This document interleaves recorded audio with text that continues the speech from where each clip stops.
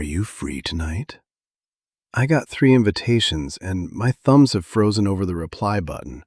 My answer is hiding behind a polite curtain. Oh, 3 invitations before lunch?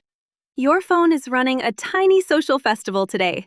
I can hear the notifications asking for snacks. Right, Mia asked about dinner, Ben asked about a movie, and my coworker asked about drinks after work. Each one arrived while I made coffee at my desk. Which message made you pause first? Pick one so we can save it. Was Mia's message hardest to answer? Exactly. Mia's dinner. I wrote a 12-line apology, then deleted it like a dramatic little novelist. I checked the spelling twice. Then I sent nothing. Wait, 12 lines for dinner? You are declining pasta, not leaving the country. She asked because she enjoys time with you. Yes, I know. I want to say no, but I don't want Mia to think I dislike her. My face gets warm when her name appears. Good. Say this with me. I would love to, but I already have plans tonight. That is warm, clear, and friendly. Listeners can hear a complete answer right away. It feels easy to repeat. Oh, that sounds shorter than my apology. Why does "I would love to" make the no feel kinder? Right. It shows appreciation first. You are saying the invitation matters. Then you give one honest limit. Okay, so my limit is not a sad mystery. Tonight, I promised my sister I would help her move boxes. Oh, you are moving boxes tonight? Then your reason is real, simple, and much better than a long excuse. Right. Should I tell Mia every detail about the boxes, the stairs, and my sore arms? Great question. No, Roy. She needs the reason, not a box-by-box documentary. Okay, that saves my thumbs. What is the simple version I can send from the office? Exactly. I would love to, but I already have plans tonight. You can add, "Can we do another day?" if you truly want to. Oh, I do want to. Mia and I had coffee near Riverside Cafe last Friday, and she told me about her new job. Right. I did not know you met at Riverside Cafe last Friday. Since you want to see her, an alternative will sound natural. Okay, would this work? I would love to, but I already have plans tonight. Can we have coffee on Saturday? Much better. You just sent a warm no, not a cold door closing. Oh, so decline means say no to an invitation politely. Is that a useful word for work, too? Yes, decline means politely say you cannot accept something. In this chat, you decline dinner. At work, you might decline a meeting. Right. Yesterday, I declined a late meeting because I had a dentist appointment at 4. I only wrote, "No, I can't." Oh, a dentist appointment at 4 is a solid reason. Your email was not rude, but it wore very small shoes. Exactly. My email was tiny and grumpy. How can I make it warmer without writing a whole speech? Good question.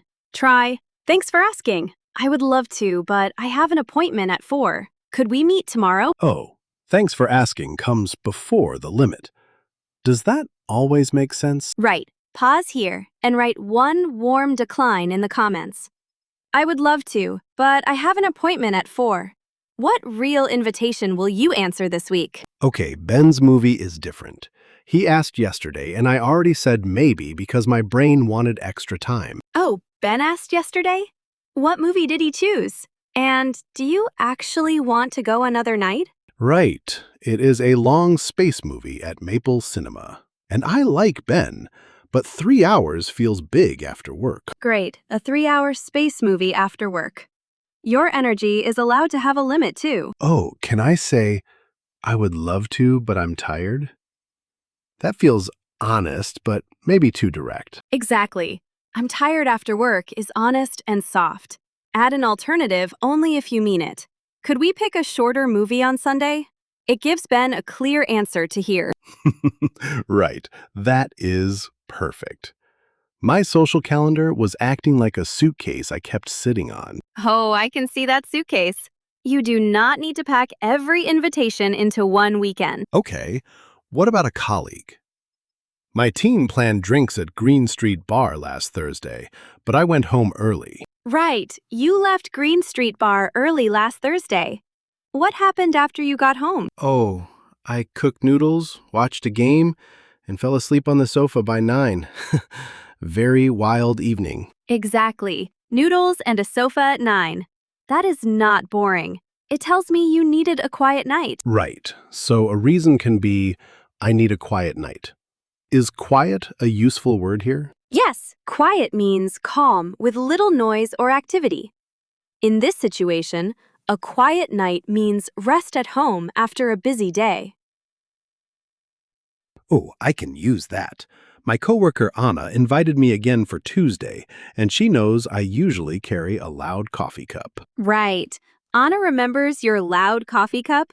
Do you want to join her this Tuesday? Or do you need another quiet night? Okay, I want to go this time, but I must leave by 7 because my nephew has a school show. Great. Then you are not declining the whole plan. Say, I'd love to come, but I need to leave by 7 for my nephew's show. Oh, that feels easy.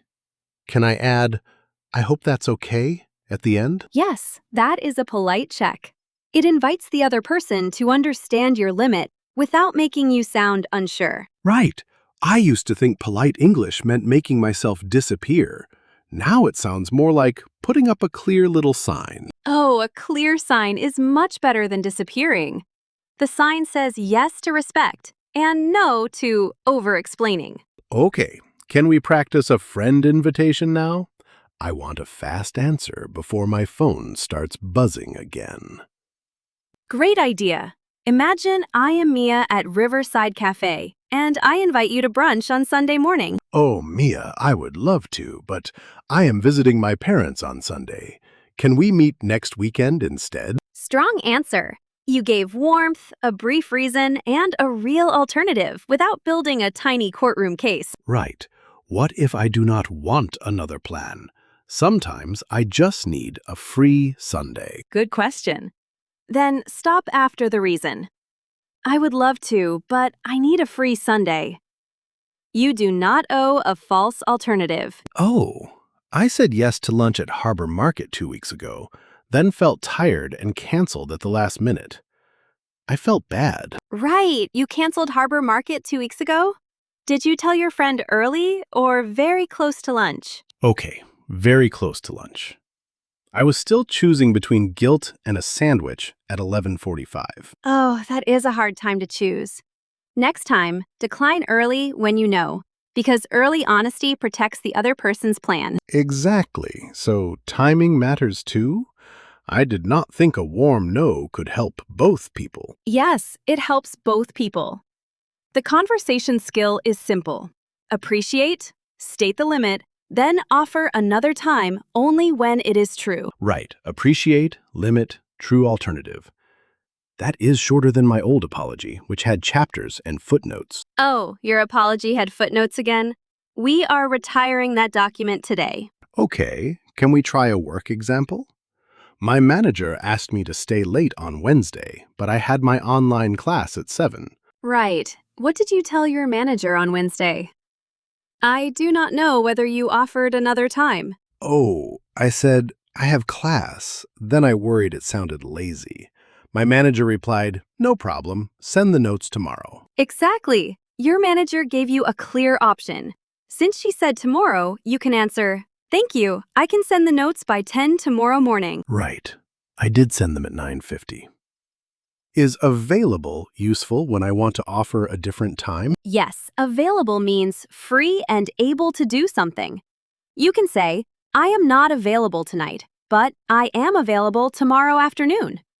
That sentence respects your time and still offers help. Oh, I like that. It sounds like I have a calendar, not a secret cave. Great. A calendar is friendlier than a secret cave. What time is Anna's dinner at Green Street Bar? Right. Anna said Green Street Bar at 6, and you invite me to dinner after work.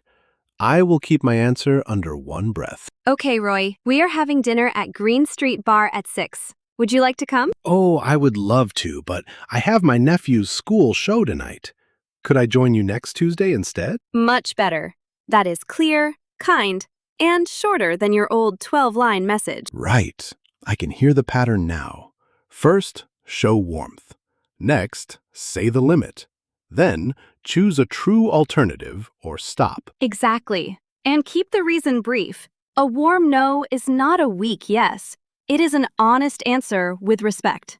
Clear words let both people relax.